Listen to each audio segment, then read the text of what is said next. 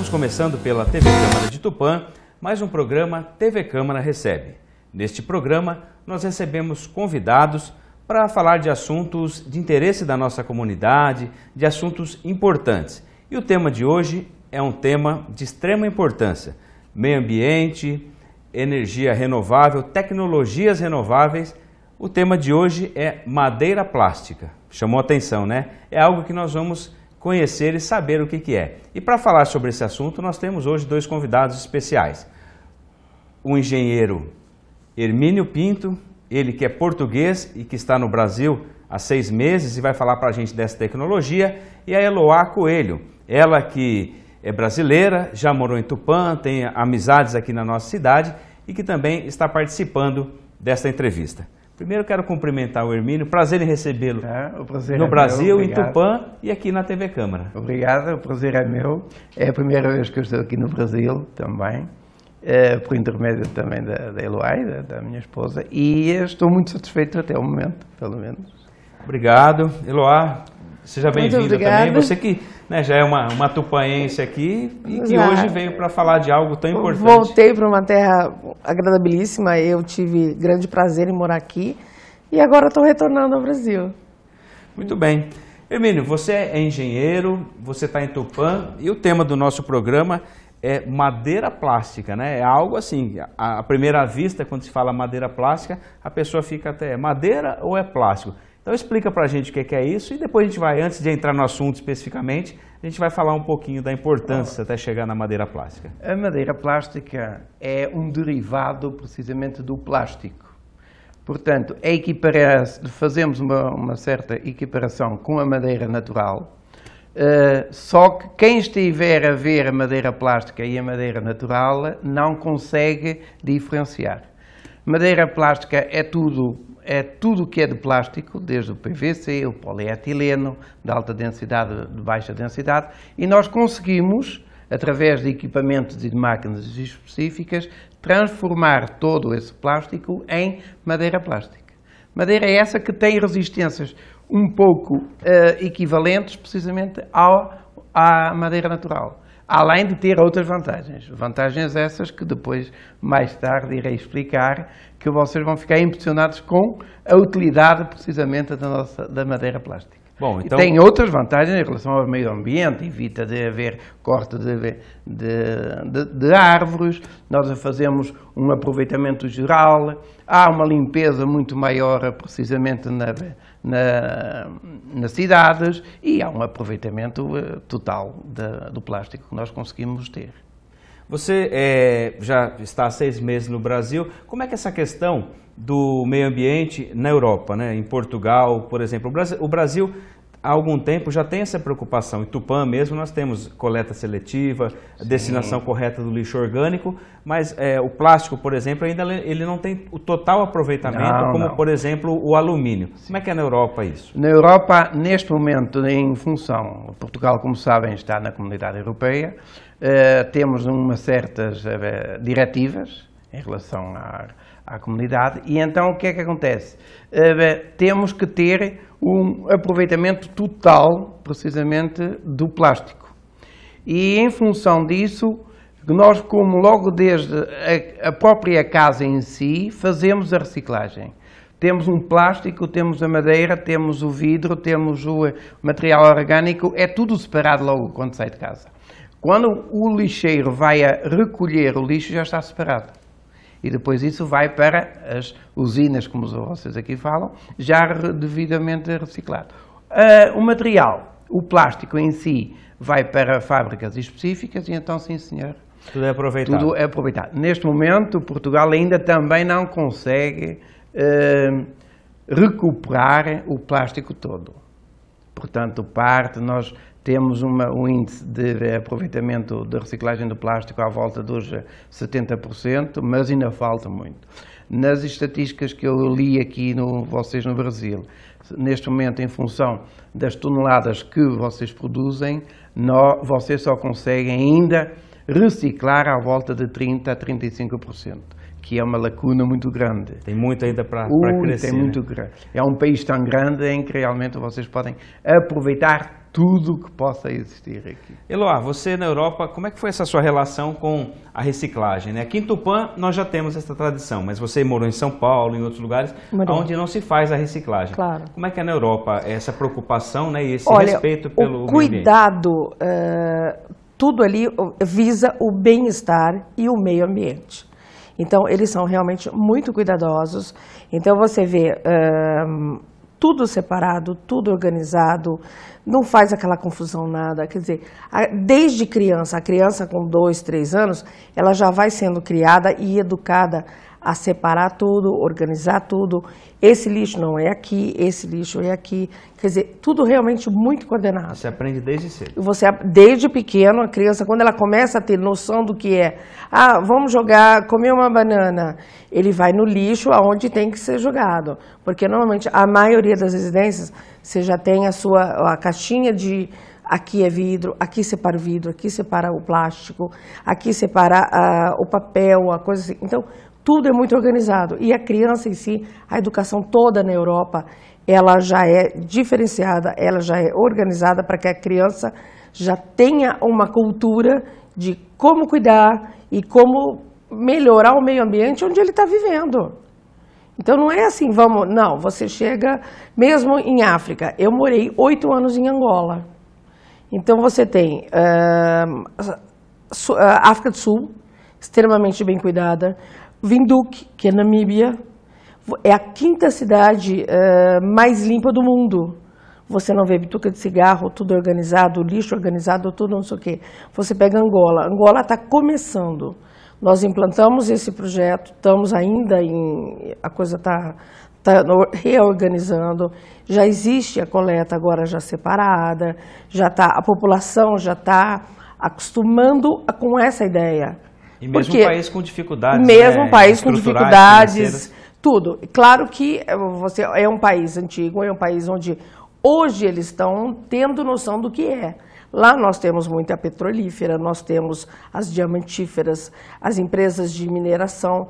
Então você tem que educar o povo. Só que o povo já é um povo antigo.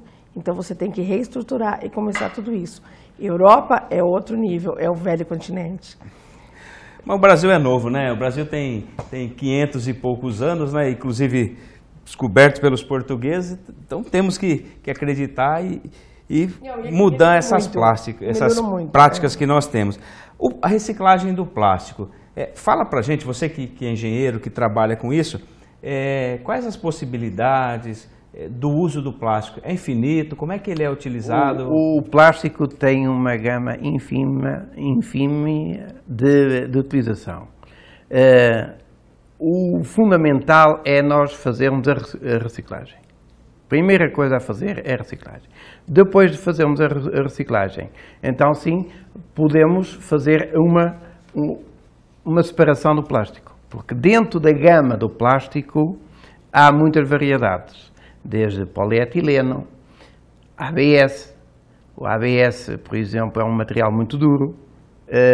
O PVC, que é um material mais flexível e mole. Os PETs, aquelas garrafinhas que vocês têm. O poliestireno. Tudo isso é possível de separar. São tipos diferentes de plástico? São todos, evidentemente, à primeira vista, quem não conhece, é tudo igual, é tudo plástico, mas eu até, muitas vezes, só pelo ruído do plástico, eu consigo diferenciar se é, por exemplo, o polietileno ou o poliestireno. Se amassando um copinho? Por exemplo, eu trabalhei diretamente numa fábrica de copinhos de plástico, em Portugal. E então fazíamos a extrusão, a planificação, e então o que acontece? Se eu pegar numa garrafa desses de copinhas de plástico e ele fizer ruído, é um determinado tipo de plástico. O mesmo copo, se não fizer ruído, é outro tipo de material. Você já identifica? Sim, eu logo identifico. Isto é, evidentemente, um pouco a experiência que as pessoas têm. E para o reaproveitamento, todo tipo de plástico é reaproveitado. Nessa madeira que você vai explicar para a gente, você usa na composição dela todo o plástico? É todo, evidentemente em determinadas porcentagens, mas eu consigo reaproveitar o plástico todo.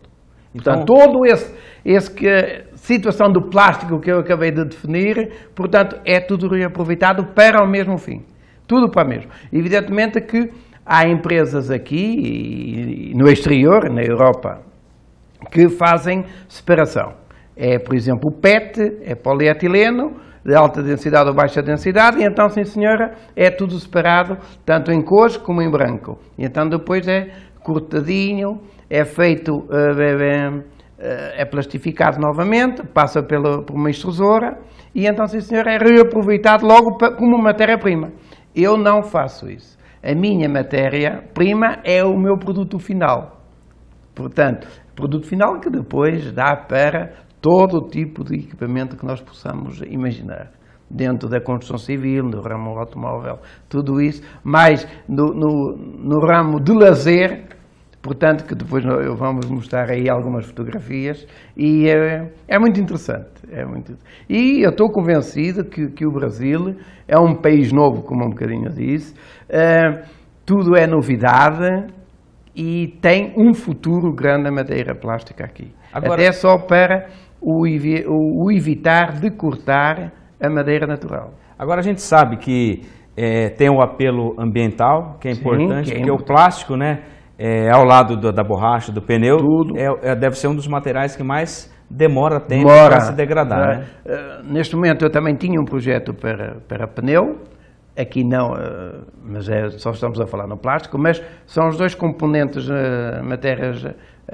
material que mais dura a ser biodegradável. Não consegue fazer só ao fim de, por exemplo, o pneu demora 100 e tal anos a ser. Agora nós temos como chegar o plástico num apelo como nós temos, por exemplo, hoje, a reciclagem do alumínio, das latinhas de refrigerante, cerveja. Exatamente. O Brasil é o país no mundo que chega a quase 100%, 95% a 98% neste momento, pela questão econômica. Sim, exatamente, mas não é só o Brasil, não é só o Brasil. Ah, isso é mundial? É mundial, porque eu estive em Angola e já em Angola há a reciclagem do alumínio. Já lá, apesar do país estar em embrião a começar, já há reciclagem de alumínio. Mas o plástico ainda vai demorar muitos anos a atingir esse nível que, por exemplo, o alumínio e o ferro conseguem fazer a reciclagem. Mas a tendência é essa? A tendência é que não é essa, tem que ser essa mesmo. O futuro dos nossos filhos e netos tem que se virar para isso. Depende em parte do nosso. E nós somos os iniciadores, portanto, eles vão ter que dar continuidade precisamente a esta filosofia. Hermínio, você trouxe umas fotos, eu vou pedir para o Dernival colocar, para você explicar um pouquinho esse processo, um conjunto de fotos, e no segundo bloco a gente vai mostrar e falar especificamente da madeira. Mas nesse primeiro bloco aqui eu queria que ele mostrasse... Aqui, por exemplo, é uma mistura de todo o tipo de plástico, vocês veem aí PVC, pronto, o polietileno, temos ali aquelas garrafas que é tudo uma mistura de shampoos, de tudo isso, portanto, é o plástico em si. Quando chega no depósito? Chega no depósito, portanto está reciclado, tudo está separado, portanto aquela é uma das fases em que uma pessoa absorve o plástico todo. Próximo. Portanto, esta aqui já vocês veem ali já os sacos plásticos, daqueles que nós usamos nos nossos supermercados, também é tudo uma mistura, portanto aquilo é tudo plástico.